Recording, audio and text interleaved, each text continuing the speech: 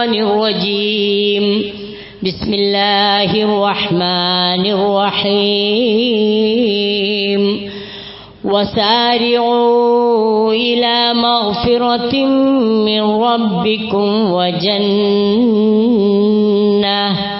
عرضها السماوات والأرض أعدت للمتقين الذين ينفقون في السراء والضراء والكاظمين الغيظ والعافين عن الناس والله يحب المحسنين. സമാദരണീയരായ സത്യവിശ്വാസികളെ, മാന്യ സത്യവിശ്വാസിനികളെ, അള്ളാഹുവിൻ്റെ വിധിവിലക്കുകൾ മാനിച്ചും ഇഷ്ടാനിഷ്ടങ്ങൾ പരിഗണിച്ചും ജീവിതത്തെ ക്രമപ്പെടുത്തണമെന്നും ധർമ്മനിഷ്ഠയോടെ ജീവിക്കാൻ ശ്രദ്ധിക്കണമെന്നും എന്നോടെന്ന പോലെ നിങ്ങളോടും ഞാൻ ആദ്യമേ ഉണർത്തുകയും തഖ്വ കൊണ്ട് വസിയത്ത് ചെയ്യുകയും ചെയ്യുന്നു. കഴിഞ്ഞ ഏതാനും ഖുതുബകളിൽ ഒരു സത്യവിശ്വാസി ഇന്ന് നേരിടുന്ന ഇസ്ലാമോഫോബിയ അടക്കമുള്ള മത നിന്ദയും അപരവൽക്കരണവും അതുപോലെ തന്നെ ലിബറലിസവുമൊക്കെ എങ്ങനെയാണ് കൃത്യമായി നേരിടേണ്ടത് എന്നതിനെക്കുറിച്ച് സംസാരിച്ചു കൊണ്ടിരിക്കുന്ന വഴിയിൽ ഇസ്ലാമിക വ്യക്തിത്വത്തെക്കുറിച്ച് അതുപോലെ തന്നെ ഇഹ്സാനിൻ്റെ പ്രാധാന്യത്തെക്കുറിച്ച് ഇസ്തിഖാമ വിശ്വാസിയുമായി എത്രമാത്രം പ്രാധാന്യമർഹിക്കുന്ന വിഷയമാണ് എന്നതിനെക്കുറിച്ചൊക്കെ നമ്മൾ കേൾക്കുകയുണ്ടായി. പ്രതികൂല സാഹചര്യങ്ങളെയും എതിര് അഭിപ്രായങ്ങളെയും അതുപോലെ തന്നെ അനബലിഷീയമായ പെരുമാറ്റങ്ങളെയുമൊക്കെ വിശ്വാസി വളരെ പക്വതയോടെ വിവേകത്തോടെ നേരിടണമെന്നാണ് നമ്മൾ കേട്ടുകൊണ്ടിരുന്നത്. ഇസ്ലാം ഒരു വിശ്വാസിക്ക് അവൻ്റെ വിശ്വാസവും ആചാര അനുഷ്ഠാനവും അതുപോലെ തന്നെ സ്വഭാവ രൂപീകരണവുമൊക്കെ പഠിപ്പിച്ച കൂട്ടത്തിൽ തഖ്വയുമായി ബന്ധപ്പെടുത്തിയാണ് ഇത്തരം സ്വഭാവ ഗുണങ്ങളെക്കുറിച്ച് പഠിപ്പിക്കുന്നത്. വിശുദ്ധ ഖുർആനിലെ സൂറത്തു ആല ഇംറാനിൽ ഇവ്വിഷയകമായി അല്ലാഹു സുബ്ഹാനഹു വ തആല വിശ്വാസിയെ ബോധവൽക്കരിക്കുന്ന ഒന്ന് രണ്ട് സൂക്തങ്ങളാണ് ഞാൻ ആമുഖമായി ഓതിക്കേൾപ്പിച്ചത്. സാധാരണ നമ്മൾ കേൾക്കാറുള്ള ആയത്ത് തന്നെ വസാരിഉ ഇലാ മഗ്ഫിറത്തിൻ മിർ റബ്ബിക്കും വ ജന്ന, അല്ലാഹുവിൽ നിന്നുള്ള പാപമോചനം ലഭിക്കേണ്ടതിനും അവൻ്റെ സ്വർഗം കരഗതമാകുന്നതിനും വേണ്ടി നിങ്ങൾ മിഹഗയാ മുന്നോട്ട് വരണം, അല്പം ധൃതി കാണിക്കണം. അത്തരം വിഷയങ്ങളിൽ തിരിച്ചാണ് സമൂഹത്തിൽ, വിശ്വാസി സമൂഹത്തിൽ കാണാറുള്ളത്. ആ സ്വർഗം ലഭിക്കുന്നതിന് വേണ്ടി, അള്ളാഹുവിൻ്റെ തൃപ്തി, പാപമോചനം കിട്ടുന്നതിന് വേണ്ടി വലിയ ഒരു ആവേശമോ അല്ലെങ്കിൽ ഒരു ധൃതിപ്പെടലോ പലപ്പോഴും അത്തരം കാര്യങ്ങളിൽ കാണാറില്ല. മറ്റു പല വിഷയങ്ങളിലും നമ്മൾ വളരെ സമർത്ഥനാണ്, യോഗ്യനാണ്, വളരെയധികം പഠിപ്പെട്ടിട്ടാണ് ഇന്ന കാര്യങ്ങളൊക്കെ നേടിയത് എന്ന് പറയാറുണ്ടെങ്കിലും അങ്ങനെയൊന്നും പണിപ്പെട്ട് നേടാൻ ശ്രമിക്കാത്ത ഒരു മേഖലയെക്കുറിച്ചാണ് ഖുർആൻ നമ്മെ ബോധ്യപ്പെടുത്തുന്നത്. പടച്ചോന്റെ പാപമോചനം കിട്ടണമെന്നുണ്ടെങ്കിൽ നിങ്ങൾ അല്പം ധൃതി കാണിക്കണം, അതിൽ അലംഭാവം അരുത് എന്നർത്ഥം. ആ സ്വർഗം ലഭിക്കാനും ഇത് തന്നെയാണ് വേണ്ടത്. നമുക്കറിയാവുന്ന കഥയാണ്. ഉമൈർ ഇബ്നുൽ ഹമ്മാം റളിയല്ലാഹു അൻഹു ഈ ആയത്ത് കേട്ട മാത്രയിലാണ് ബദർ രണാങ്കണത്തില് ചവച്ചുകൊണ്ടിരുന്ന ഈത്തപ്പഴച്ചുളകള് അവസാനം കാർക്കിച്ചു തുപ്പിയത്. വിശന്ന് പൊരിഞ്ഞിട്ട് നിവൃത്തിയില്ലാതെ ഒരു പക്ഷെ അവസാനത്തെ തന്റെ ഭക്ഷണമാകണം അല്ലെങ്കിൽ തീറ്റയാകണം ആ ഏതാനും ഈത്തപ്പഴച്ചുളകള്.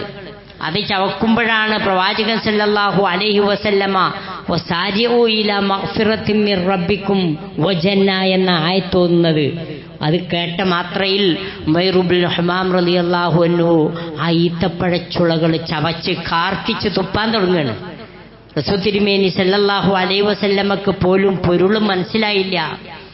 പ്രവാചകൻ ചോദിച്ചു, ഉമൈർ, എന്തേ താങ്കൾ ചവച്ചുകൊണ്ടിരുന്ന ഈത്തപ്പഴച്ചുളകള്, കാരക്കച്ചുളകള് ചവച്ച് ഇങ്ങോട്ടന്നെ തുപ്പാൻ കാരണം? അപ്പോഴാണ് അദ്ദേഹം പറഞ്ഞത്, വിശുദ്ധ ഖുർആനിൽ വസാരിഉ എന്നാ പ്രയോഗിച്ചുള്ളത്. ധൃതിയില് മുന്നോട്ട് ഗമിക്കണം. ഒരിക്കലും അവഗണന, അലംഭാവം, അലസത ഇതൊന്നും ഇത്തരം വിഷയങ്ങളിൽ വിശ്വാസിയെ പിടികൂടാൻ പാടില്ല.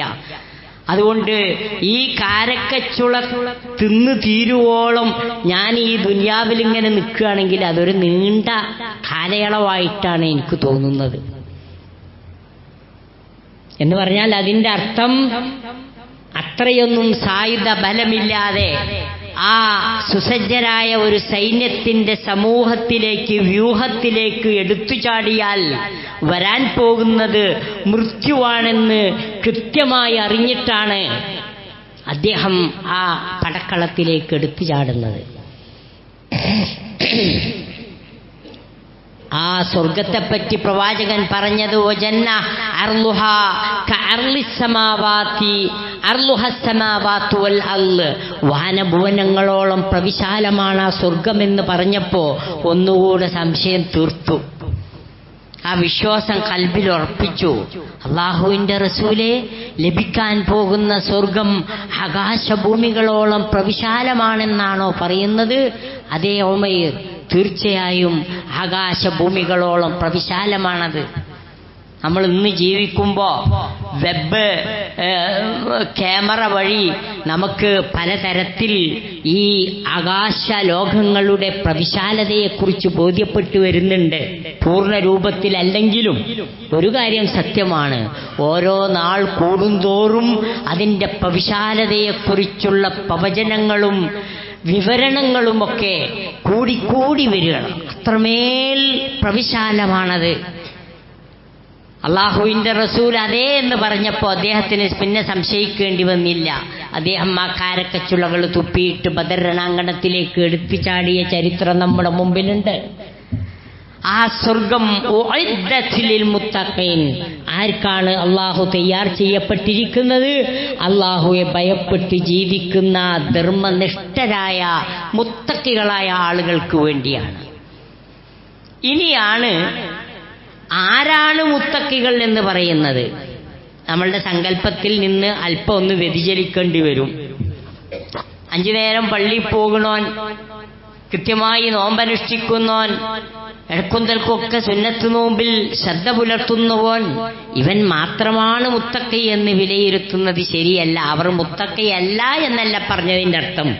പക്ഷേ തഖ്വ എന്ന് പറയുമ്പോൾ അതങ്ങനെ ആ നിസ്കാരത്തിൽ ഒതുങ്ങിയിട്ട്, നോമ്പിൽ ഒതുങ്ങിയിട്ട്, താടിയിൽ ഒതുങ്ങിയിട്ട്, വേഷഭൂഷാദികളിലേക്ക് നമ്മളുടെ ചിന്ത ഇങ്ങനെ വായിക്കാറുണ്ട് നമ്മൾ.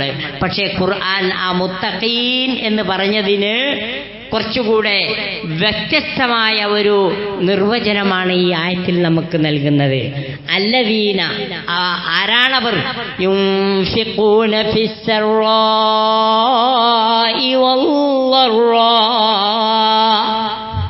സന്തോഷാവസരങ്ങളിലും സന്താപവേളകളിലും അവർ തങ്ങളുടെ കയ്യിലുള്ള ധനത്തിൽ നിന്ന് അള്ളാഹുവിന്റെ മാർഗത്തിൽ ചെലവഴിക്കാൻ തയ്യാറാവും. അല്ല, സന്തോഷത്തിന്റെ ആധിക്യത്തിൽ ചിലപ്പോ കുറച്ചൊക്കെ കൊടുക്കാൻ ചിലരെ മനസ്സ് തയ്യാറായി എന്ന് വരും. പക്ഷെ ഒരു ഇടങ്ങേറുള്ള ഘട്ടത്തില് ഒക്കെ അവിടെ നിൽക്കട്ടെ, ഇതൊക്കെ ഒന്നാണ് തീരട്ടെ എന്നിട്ട് കൊടുക്ക എന്ന് വിചാരിക്കുന്ന ആളുകളായിരിക്കും നമ്മളുടെ കൂട്ടത്തിൽ മുത്തക്കികൾ എന്ന് പറയുന്ന ആളുകൾ പോലും. പക്ഷേ അതല്ല ഖുർആൻ പഠിപ്പിക്കുന്നത്. അള്ളാഹു നൽകിയ ധനത്തിൽ നിന്ന് ഏത് അവസ്ഥാന്തരങ്ങളിലും ഭിന്ന സാഹചര്യങ്ങളിലും ആവശ്യത്തിനനുസരിച്ച് ചെലവഴിക്കാൻ അവർ തയ്യാറാകും. വല്ലദീന ഇദാ അൻഫഖു യുൻഫിഖൂന ഫിസ്സറാഇ വദ്ദറാ. കഴിഞ്ഞിട്ടില്ല മറ്റൊരു ഗുണം, വൽകാളിമീനൽ ഗൈള്. അതാണ് ഇന്നത്തെ വിഷയത്തിൽ ഫോക്കസ് ചെയ്യാൻ ഉദ്ദേശിച്ചത്. ദേഷ്യം വരുമ്പോൾ ആ ദേഷ്യത്തെ അടക്കി ഒതുക്കി, കളമ എന്ന് പറയുന്ന അർത്ഥത്തിന് വിഴുങ്ങി എന്നൊരർത്ഥമുണ്ട്. എന്നുവെച്ചാൽ ആ ദേഷ്യത്തെ കണ്ട് വിഴുങ്ങന്നെ, അത് പുറത്തെടുക്കാതെ വെക്കുക, അതിനെ ഒതുക്കി വെക്കുക. ദേഷ്യം ഇല്ലായിട്ടല്ല, പക്ഷെ അതിപ്പോൾ എടുക്കണില്ല. അതിന് ചില്ലറ കഴിവൊന്നും പോരാ, മരുന്ന് കുടിച്ചുകാണ്ട് ഉണ്ടാക്കിയെടുക്കാൻ പറ്റിയതല്ലത്. ആരോഗ്യം കൊണ്ട് ഒരാൾക്ക് ഒരു കാളിമീൻ ആവൂല, ചിലപ്പോൾ നേരെ തിരിച്ചാവുക, ഓൻ പെട്ടെന്ന് പൊട്ടിത്തെറിക്കും.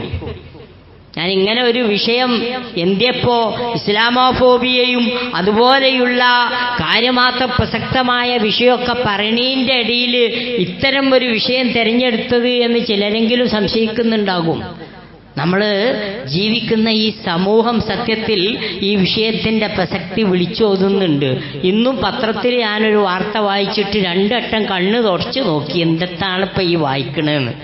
പുതുവത്സരാശംസ നേരാത്തിന്റെ പേരിൽ ബ്ലേഡ് ഘടിപ്പിച്ച കത്തി കൊണ്ട് സുഹൃത്തിനെ കുത്തി മാരകമായി പരിക്കേൽപ്പിച്ചു. ആലോചിച്ചോക്കണം നിങ്ങൾ, എന്തൊരു അനിവാര്യ സംഗതിയാണത്. ഏത് പുതുവത്സരാശംസ നേരുക എന്നുള്ളത്. ഹാപ്പി ന്യൂ ഇയർ എന്ന് മറ്റോ എനിക്ക് പറഞ്ഞില്ല, ഓൻ്റെ ഒരു മെസ്സേജ് അങ്ങനെ കണ്ടില്ല, ഓനെ വെറുതെ വിടാൻ പാടില്ല. ആലോചിച്ചോക്കുങ്ങൾ.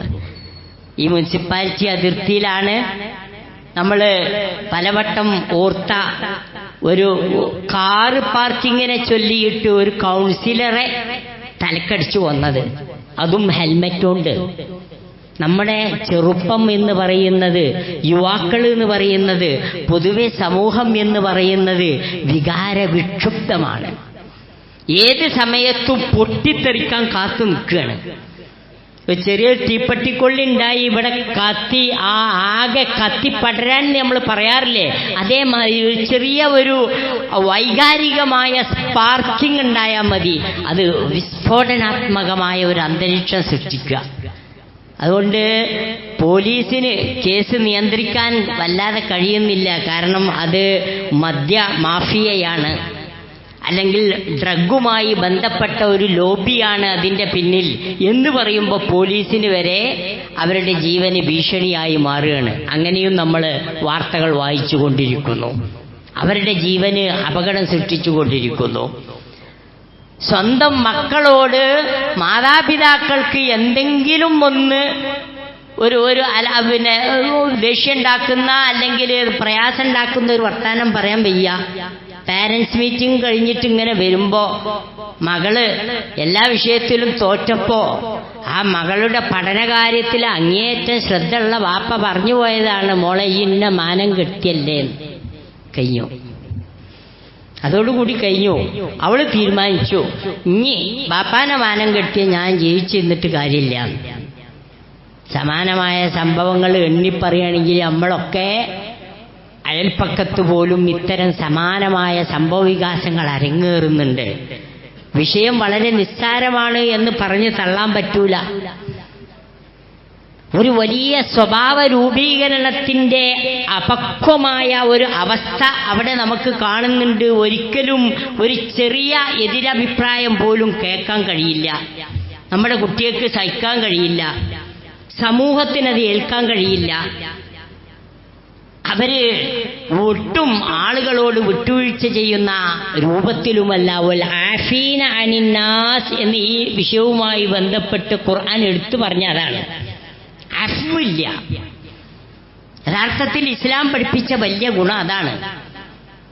ആ മലനിരകളിലൂടെ അലകളായി ഇറങ്ങി വന്ന സ്വഹാബത്തിന്റെ വായിൽ നിന്ന് മക്കം ഫത്ഹിന്റെ അന്ന് അൽ യൗമുൽ മൽഹമ എന്ന് പറഞ്ഞപ്പോ ആ ഒരു ചേരാത്ത ശബ്ദം അള്ളാന്റെ റസൂല് ആ 10,000-ങ്ങൾക്കിടയിൽ നിന്ന് തിരിച്ചറിഞ്ഞു. അള്ളാന്റെ റസൂല് ചോദിച്ചു, ആരാണത് പറഞ്ഞത്? അൽ യൗമുൽ മൽഹമാന്ന് നമ്മൾ പറഞ്ഞ ഇന്ന് ഒരു ഇറച്ചിക്കളിന്റെ ഇവിടെ ചോര ഒഴുക്കും ഞങ്ങൾ അതിന്റെ അർത്ഥം. കാരണം അതിന് മാത്രം വലിയ പക അവിടെ അവശേഷിക്കുന്നുണ്ട്. പക്ഷേ മുസ്ലിമീങ്ങളെ സംബന്ധിച്ചിടത്തോളം അത്തരം ഒരു അവസ്ഥ ഉണ്ടായിക്കൂടാ. പ്രവാചകൻ തിരുത്തി, നിങ്ങൾ അങ്ങനെയല്ല പറയേണ്ടത്, അൽ യൗമുൽ മർഹമ എന്നാണ്. നമ്മൾ കേട്ട കഥയാണ്, വിവരിക്കേണ്ടതില്ല. ഒരു വേലക്കാരൻ ഇഷ്ടമില്ലാത്തത് ചെയ്യുമ്പോ അത്തരം കേസുകളാണല്ലോ നമ്മളിപ്പോ സ്വദേശത്തു നിന്നും വിദേശത്തു നിന്നും കേട്ടുകൊണ്ടിരിക്കുന്നത്. ഒരു വേലക്കാരൻ എന്നുള്ള നിലക്ക് ക്ഷമിക്കാൻ കഴിഞ്ഞിട്ടില്ല. ഈ പറയുന്നതും കേട്ടതുമായിരിക്കണം എന്നില്ല സത്യാവസ്ഥകളൊന്നും. അങ്ങനെ ഒരുപാട് നമ്മുടെ നാട്ടുകാര് വിദേശത്ത് ജയിലുകളിലുണ്ട്. ശരിയാണ്, അതൊന്നും എണ്ണി പറയേണ്ടതില്ല. പ്രവാചകൻ സല്ലല്ലാഹു അലൈഹി വസല്ലമയോട് ഒരു ചോദ്യം, വേലക്കാരനോട് ഒട്ടാരെ ക്ഷമിക്കണോ റസൂലേ? നബി സല്ലല്ലാഹു അലൈഹി വസല്ലമ ആ എണ്ണം ചോദിച്ച ആളിനോട് ഒരു എണ്ണ പറഞ്ഞു കൊടുത്തു. ഒരു ദിവസം ഒരു 70 വട്ടം ക്ഷമിച്ചാണ്. എങ്ങനെയുണ്ട്? നമുക്ക് തോന്നും 70 വട്ടമൊക്കെ ഓന് ക്ഷമിച്ചു കൊടുക്കുകയാണെങ്കിൽ ഓൻ പിന്നെ മുതലാളിയാവൂലേ, ഓനെങ്ങനെ പിന്നെ തൊഴിലാളിയായിട്ട് നമ്മൾ കണക്കാക്കുകയെന്ന്. പക്ഷെ അങ്ങനെയാണ് റസൂലുള്ള പഠിപ്പിച്ചത്. ഈ ആഫീന അനിന്നാസ് എന്നതിൻ്റെ നിർവചനം പ്രവിശാലമാണ്. ജനങ്ങളിൽ നിന്നുണ്ടാകുന്ന പ്രതികൂലമായ പ്രതികരണങ്ങളോട് പോസിറ്റീവായിട്ട് ഒരു വിശ്വാസി എന്ന നിലക്ക് എങ്ങനെ മാപ്പ് കൊടുക്കാനും പ്രതികരിക്കാനും കഴിയോ, അതാണ് ഒരു വിശ്വാസി ശ്രദ്ധിക്കേണ്ടത്. വല്ലാഹു യുഹിബ്ബുൽ മുഹ്സിനീൻ. അല്ലാഹു സുബ്ഹാനഹു വ തആല സുഹൃതവാന്മാരെ ഇഷ്ടപ്പെടുന്നു, നന്മ ചെയ്യുന്ന ആളുകളെ ഇഷ്ടപ്പെടുന്നു. ഏതാണ് നന്മയായി ഖുർആൻ ഇവിടെ എടുത്തു പറഞ്ഞത്? ഒന്ന്, തന്റെ ധനത്തിൽ നിന്ന് സന്തോഷ സന്താപ വേളകളിൽ നിന്ന് ആവശ്യത്തിനനുസരിച്ച് ധനം വ്യയം ചെയ്യുന്നത് തർക്കമില്ലാത്ത കാര്യമാണ്, നന്മയാണെന്നതിൽ. എന്നാൽ പിന്നീട് പറഞ്ഞതോ, പിന്നീട് അല്ലാഹു സുബ്ഹാനഹു വ തആല പറഞ്ഞത് കോപം അടക്കി വെക്കാൻ കഴിയുന്നവർ. അടുത്തതായി പറഞ്ഞത് വൽ ആഫീന അനിന്നാസ്, ജനങ്ങളിൽ നിന്ന് എന്ത് പ്രതികൂലമായ പ്രതികരണങ്ങൾ വന്നാലും അവിടെയൊക്കെ വിട്ടുവീഴ്ച മനോഭാവം കാണിക്കുന്ന. പ്രവാചകൻ സല്ലല്ലാഹു അലൈഹി വസല്ലമക്ക് ജനിച്ച നാട്ടിൽ നിൽക്കാൻ അവസരം കൊടുത്തില്ല. തന്റെ പ്രിയപ്പെട്ട അബ്ദുൽ മുത്തലിബ് പിതൃ സഹോദരൻ മരിച്ചപ്പോ, ഖദീജ റളിയല്ലാഹു അൻഹ മരണപ്പെട്ടപ്പോ ആ തണൽ വൃക്ഷങ്ങളാണ് നഷ്ടപ്പെട്ടതെന്ന് പ്രവാചകന് ബോധ്യപ്പെട്ടു. ആ പ്രബോധന പ്രവർത്തനങ്ങളുമായിട്ട് പ്രവാചകൻ സല്ലല്ലാഹു അലൈഹി വസല്ലമ മക്കയിൽ നിന്ന് ത്വായിഫിലേക്ക് പോയി. അവിടെ വെച്ച് തനിക്ക് വേണ്ടപ്പെട്ടവർ വളരെ മോശമായിട്ടാണ് റസൂൽ തിരുമേനി സല്ലല്ലാഹു അലൈഹി വസല്ലമയോട് പെരുമാറിയത്. പ്രവാചകൻ സല്ലല്ലാഹു അലൈഹി വസല്ലമ അടുത്തു കണ്ട ഒരു മുന്തിരിത്തോട്ടത്തിലേക്ക് ആ ഏറുകൊള്ളാതിരിക്കാൻ, ഏറുകൊണ്ടിട്ടുണ്ട്, തിരുനെറ്റിയിൽ നിന്ന് രക്തം വാർന്നൊലിക്കുന്നുണ്ട്, കൂടുതൽ കല്ലേറ് കൊള്ളാതിരിക്കാൻ വേണ്ടി പ്രവാചകൻ ഓടി രക്ഷപ്പെട്ടു. നമുക്കറിയാവുന്ന ചരിത്രമാണ്.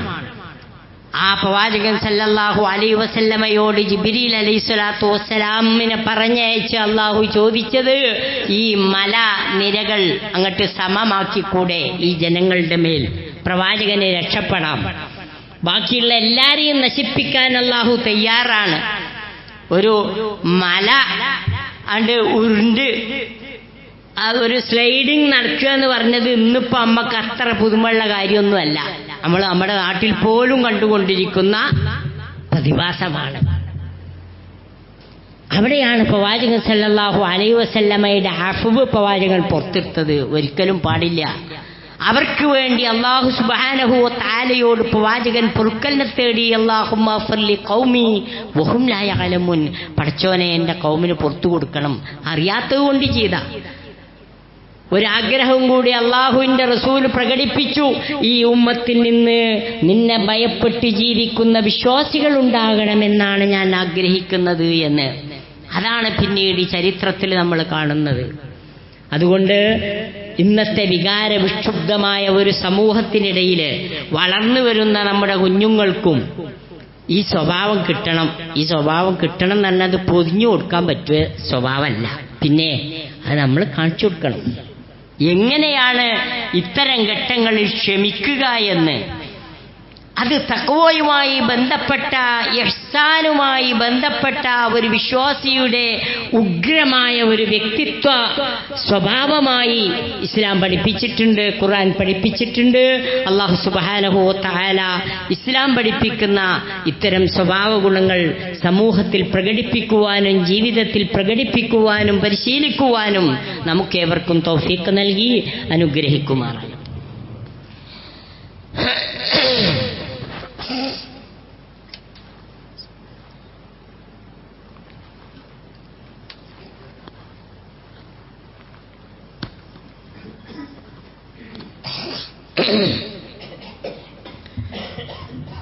الحمد لله الذي هدانا لهذا وما كنا لنهتدي لولا أن هدانا الله والصلاة والسلام على رسول الله وعلى آله وصحبه أجمعين. أيها الناس اتقوا الله حق تقاته ولا تموتن إلا وأنتم مسلمون. അള്ളാഹുവിൻ്റെ വിധിവിലക്കുകൾ മാനിച്ച് തഖ്വയോടെ ധർമ്മനിഷ്ഠയോടെ ജീവിക്കാൻ തയ്യാറാകണമെന്ന് എന്നോടെന്ന പോലെ നിങ്ങളോടും ഒരിക്കൽ കൂടി ഞാൻ ഉണർത്തുകയും ഉപദേശിക്കുകയും ചെയ്യുന്നു.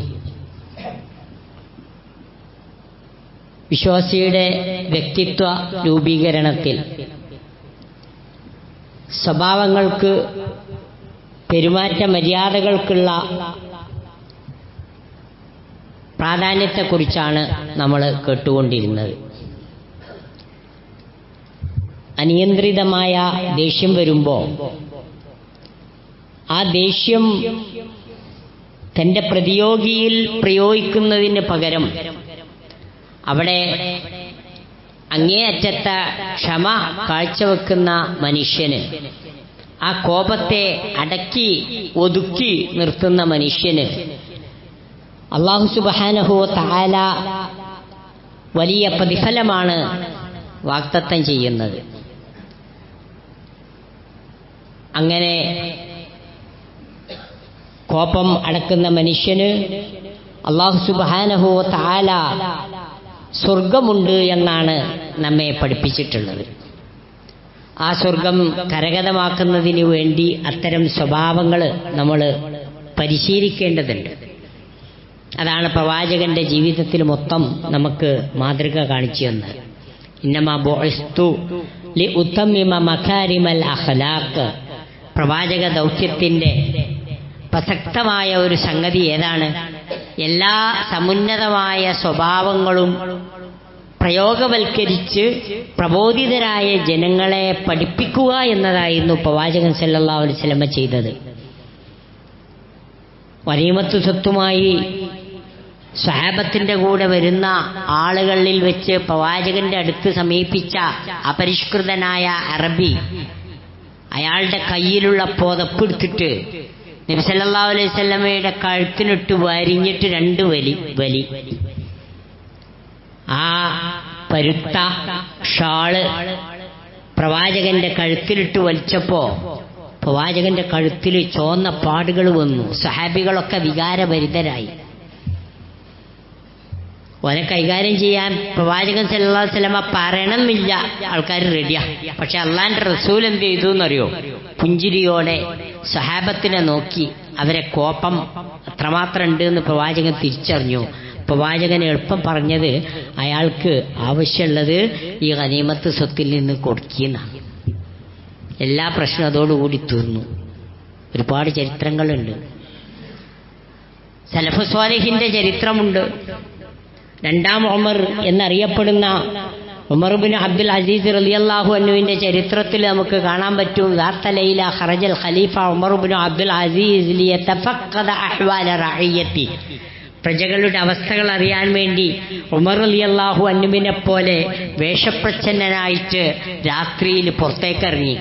അദ്ദേഹത്തിന്റെ കൂടെ ഒരു പോലീസുകാരനുണ്ടായിരുന്നു, ഒരു ഉദ്യോഗസ്ഥൻ. അങ്ങനെ ഒരു പള്ളിയിലാണ് അവർ രണ്ടുപേരും കയറിയത്.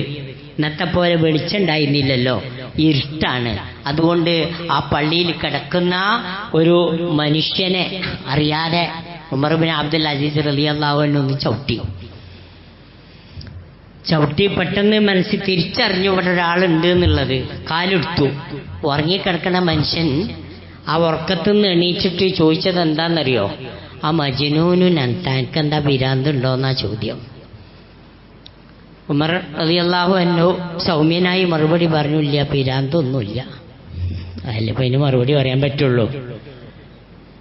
തിരിച്ചല്ല, കുറെ ചോദ്യമൊക്കെ ചോദിക്കാം. ആരാനോട് ഈ ഇറ്റത്തുനിന്ന് കിടക്കാൻ പറഞ്ഞത്? പള്ളി കിടന്നുറങ്ങാനുള്ള നമ്മളെ വേണമെങ്കിൽ നമുക്കൊരു ചോദ്യാവലി തന്നെ വേണമെങ്കിൽ ഉണ്ടാക്കാൻ പറ്റും. പക്ഷെ ഉമർ റളിയല്ലാഹു അൻഹു നേരെ മറുപടി പറഞ്ഞു. പോലീസുകാരനാണ്. കൂടെയുള്ള ഉമർ ബിൻ അബ്ദുൽ അസീസ് റളിയല്ലാഹു അൻഹു അനിഷേധ്യമായ ഒരു ഭരണാധികാരിയുടെ ഒരു പ്രൊട്ടക്ഷൻ ഏറ്റെടുത്ത ആളാണ്. അതുകൊണ്ട് തന്നെ ആ പോലീസുകാരൻ ചൂടായപ്പോ ഉമർ ബിൻ അബ്ദുൽ അസീസ് റളിയല്ലാഹു അൻഹു അദ്ദേഹത്തെ തടഞ്ഞു. ഇയാളെ അടിക്കാൻ നോക്കുകയാണ് ആര്? കൂടെയുള്ള പോലീസുകാരൻ. ഫഖാല ലഹു ഉമർ ബിൻ അബ്ദുൽ അസീസ് റളിയല്ലാഹു അൻഹു അയാളോട് പറഞ്ഞു, ലാ തഫൽ, വേണ്ട, അടിക്കൊന്നും വേണ്ട. ഇന്നമാ സഅലനി, അയാൾ ചോദിച്ച ചോദ്യം എന്നോടാണല്ലോ. എന്തേ ചോദിച്ചത്? ആ മജ്നൂനുൻ അൻത, എനിക്കെന്താ ഭ്രാന്തുണ്ടോ, കണ്ണണ്ടൂടെ എന്നൊക്കെ ഉള്ള ചോദ്യം. അപ്പോ ഖുൽതു ലഹു, ഞാനതിന് മറുപടിയും പറഞ്ഞില്ല, ഇല്ല, ഭ്രാന്തില്ല എന്ന് പറഞ്ഞും ചെയ്തല്ലോ. കഴിഞ്ഞല്ലോ, വിഷയം തീർന്നല്ലോ. ഇപ്പൊ എന്താ അവിടെ ബാക്കിയുണ്ട്? നോക്കുങ്ങള്, ഒരു വലിയ വിഷയം വളരെ ചെറുതായിട്ട് സൗമ്യമായിട്ട് മാന്യമായിട്ട് പരിഹരിക്കപ്പെട്ടു. വിശ്വാസികൾ എന്ന നിലക്ക് തീർച്ചയായും ഇത്തരം ഇസ്ലാമിന്റെ അധ്യാപനങ്ങൾ നമുക്ക് മാതൃകയാകേണ്ടതുണ്ട്. അല്ലാഹു സുബ്ഹാനഹു വ തആല ആ മാതൃക പിൻപറ്റുന്ന യഥാർത്ഥ വിശ്വാസികളുടെ കൂട്ടത്തിൽ നമ്മെ ഏവരെയും ഉൾപ്പെടുത്തി അനുഗ്രഹിക്കുമാറാകട്ടെ. നമ്മിൽ നിന്നും വന്നുപോയ ചെറുതും വലുതുമായ തെറ്റുകുറ്റങ്ങൾ ഗഫൂറും റഹീമുമായ തമ്പുരാൻ നമുക്ക് ഏവർക്കും പുറത്തു മാപ്പാക്കി തരുമാറാകട്ടെ.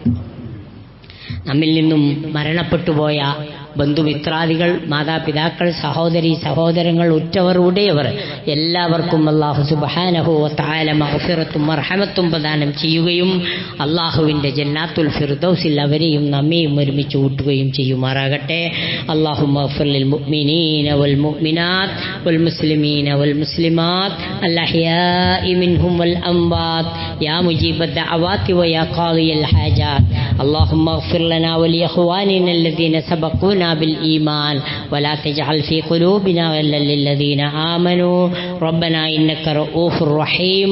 اللهم أعز الإسلام والمسلمين وأذل الشرك والمشركين. اللهم أجرنا من النار، اللهم أجرنا من النار، اللهم أجرنا من النار. ربنا تقبل منا إنك أنت السميع العليم وتب علينا إنك أنت التواب الرحيم واغفر لنا يا غافر المذنبين وارحمنا بأنواع رحمتك يا أرحم الراحمين.